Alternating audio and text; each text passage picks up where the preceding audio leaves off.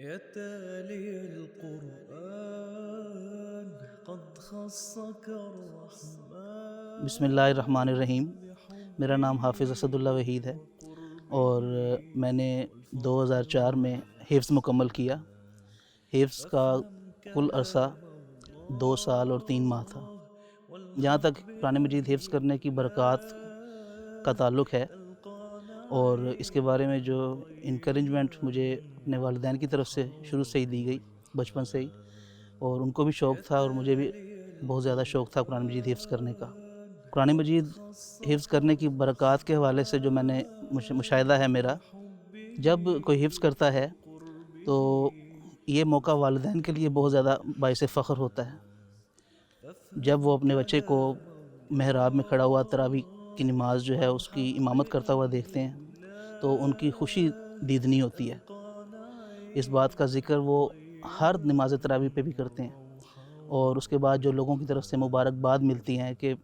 اللہ تعالیٰ کے فضل سے آپ لوگوں کو سعادت حاصل ہوئی ہے، آپ کے بچے نے حفظ کیا۔ پھر تعارف کے لحاظ سے دیکھا جائے تو جس نے بھی آپ کے ماں باپ کا تعارف کرانا ہے، ساتھ یہ کہنا ہے کہ یہ حافظ صاحب کے والد صاحب ہیں یا حافظ صاحب کی والدہ ہیں۔ اس لحاظ سے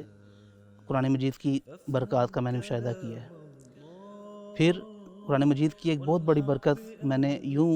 مشاہدہ کی ہے کہ جامعہ احمدیہ میں جب میں داخل ہوا تو قرآن مجید کے بعض حصے جو عام جو طلباء ہیں ان کو حفظ کرنا پڑتے تھے، ان میں ان کو دقت تھی۔ مجھے اس لحاظ سے دقت نہیں ہوئی کیونکہ قرآن مجید پہلے سے حفظ تھا، اور میرے نزدیک ایک مربی کے لیے قرآن مجید کا حفظ ہونا ایک پلس پوائنٹ ہے، اور اس کی بہت سی برکات ہیں۔ اسی طرح قرآن مجید کے بارے میں عام طور پہ یہی خیال کیا جاتا ہے کہ قرآن مجید کو یاد کرنا جو ہے وہ بہت مشکل ہے۔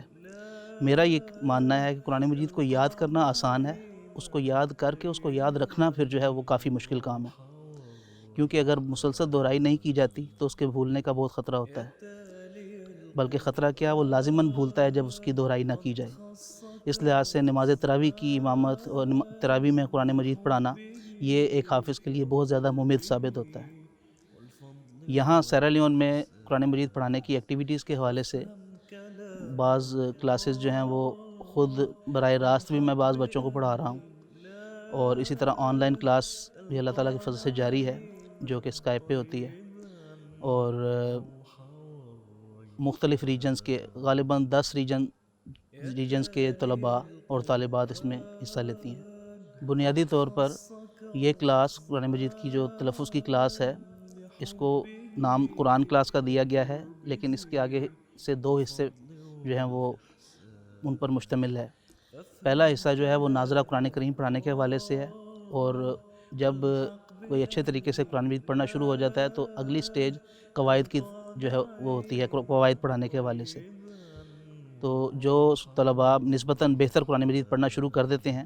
ان کو پھر قواعد پڑھائے جاتے ہیں، تو اس لحاظ سے 2 کیٹیگریز جو ہیں وہ بنتی ہیں۔ ہاں، حضور صلی اللہ علیہ وسلم نے اپنی حدیث مبارکہ میں اس بات کا ذکر کیا ہے کہ وہ شخص جس کے دل میں قرآن مجید کا کچھ تھوڑا حصہ بھی مستحضر نہیں ہے یا یاد نہیں کیا ہوا تو وہ ایک ویران گھر کی مانند ہے۔ تو اس لحاظ سے قرآن مجید کو حفظ کرنے کی اہمیت کا حضور صلی اللہ علیہ وسلم نے اس بات سے بھی ذکر کیا، اور اگر حضور صلی اللہ علیہ وسلم کے زمانے میں دیکھا جائے تو حفاظ کی تعداد کثرت میں تھی۔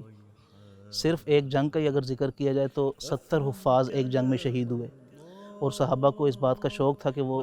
کثرت سے حفظ کریں، اور جو بھی آیت حضور صلی اللہ علیہ وسلم پہ نازل ہوتی تھی وہ فوراً حفظ کر لیا کرتے تھے۔